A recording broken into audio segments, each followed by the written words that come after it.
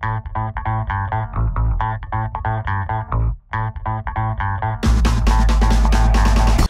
this is John Kohler with OKRaw.com. They have another exciting episode for you. We're here at the 2013 Woodstock Fruit Festival. Everybody's packing up, going home. I was able to grab Dr. Doug Graham to share a few minutes with you guys because it's really important to me you guys know what the 80-10-10 diet is all about. I mean, this man wrote the book, and there's a lot of information going around on the web, on the internet and whatnot that may not have the, you know, the way that Doug would do the 80-10-10 diet.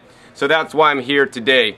And I guess the question for you, Doug, immediately is, you know, I want to know, Doug, about 80-10-10 and, you know, spices, condiments, and these kinds of things. I mean, I know you always advocate, you know, don't eat it unless you can make a meal out of it, but what if somebody wants that pizza spice flavor, or a little bit of garlic or mushrooms or seaweed on occasion? I mean, are they going to be ejected out of the club? Are they not on 80-10-10 if they're going to eat that once in the blue moon because they just want some extra flavor or something? What are your thoughts on that? I have tremendous flexibility in my dietary program, my preferences, I think, because I eat whole, fresh, ripe, raw, organic plants so much of the time that I've got lots of room to feel like, well, if I bend a little over this way, you know, if I go a little over this way, I'm still within my guidelines of what's acceptable. But even then, I've created a list for myself of the foods that I always emphasize. This is what I eat day in, day out. I'm always eating out of this category of foods. I've got a category of foods that I just never, ever go there. And then I've got some foods that I call my sometimes foods.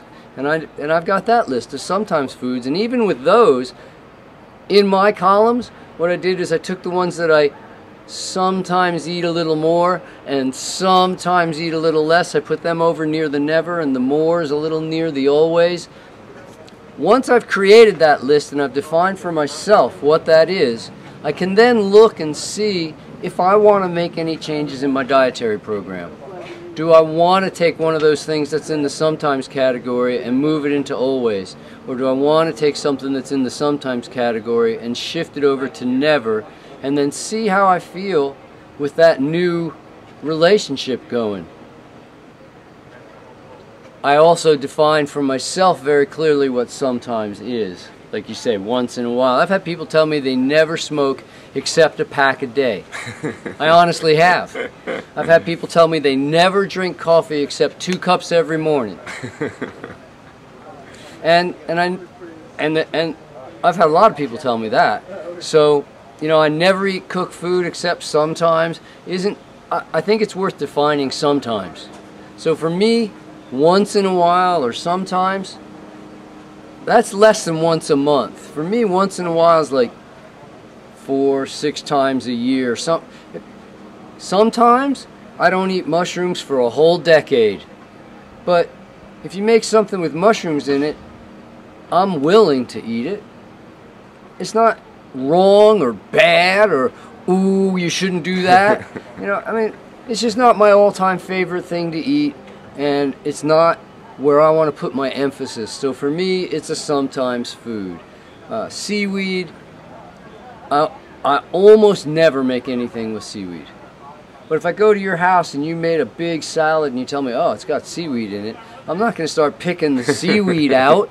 You know, I mean, it's sometimes. It's not the end of the world for me. But if it goes against my vegan ethic, if it goes against what I see as animal rights or environmental correctness, or or it's something I don't like, I've got lots of things in my never list, and I'm not ever going to eat Kentucky Fried Chicken. Okay, that's not going to happen.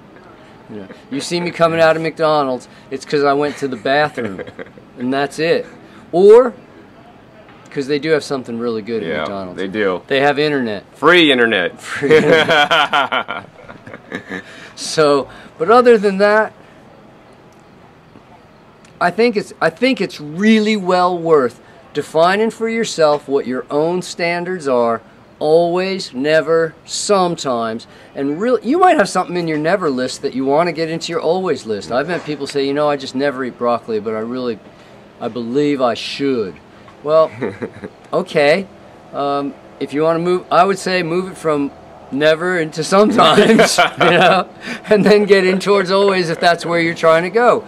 Or if you've got stuff in your always list that you want to get all the way over to never, just drag it through sometimes, and it'll come out the other side, and you'll develop yourself into who you want to be. And as much as it would be nice to be able to just snap into one thing and another, and with some things we can do that. Oh, I should start an exercise program. Yeah, well, start immediately and do it every day. Just start at a reasonable level that you can do. But for me with foods, I don't think it's the end of the world if you put a little cinnamon in your apple, date, banana mush. Pudding. Sorry. Oatmeal. You know, cinnamon makes it just almost more like oatmeal. So, okay, great. Is it the end of the world? Do I have to have cinnamon or I'm just not a happy camper? Well, no, that's a different thing. But if you want, there's certain times where certain flavors make a certain dish that much more realistic of what you remember or you want it to come out tasting like. And so then you got to make your exceptions and use what you got to use. All right, Doug. I mean, that's an excellent answer and an excellent concept of the, you know, always, sometimes, and never, and then even gradients in between there. And this is just one of the many concepts you're going to learn in Doug's book, The 80-10-10 Diet. You can't get your education from YouTube videos or reading a couple websites. You really got to buy Doug's book to know what it's all about. This concept and so many more will basically teach you the ins and outs on how to live a true 80-10-10 diet that, you know, Doug Graham came up with and wrote in the book. So, Doug, how can somebody, you know, pick up your book there? They can go to foodandsport.com. It's food, the letter N, and then sport, it's 10 letters. If you got it right, it's food and sport. You can go to our website store and order 80-10-10. We do same-day shipping. You can order from Amazon and you wait a little while for the book.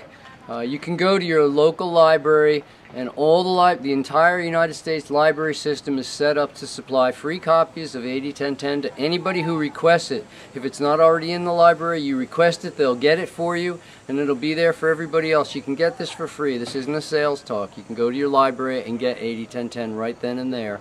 And then it'll be there for everybody else to read too. There's a lot of libraries where 80-10-10 is constantly on order because it's in so much reading demand, and I'm thrilled about that. I want people to read the book, so we make it available for free, but you want to have your own copy so you can make notes in it, well, you can get it at foodandsport.com. Awesome, Doug. Thank you. I highly recommend you guys buy Doug's book so you really know what it's about. You could start trying some of the concepts he teaches, like this one, that are going to definitely work for you like they have for me. So hopefully you guys enjoyed this episode. Once again, my name is John Kohler with OKRaw.com. Until next time, remember, keep eating your fresh fruits and vegetables. They're always the best.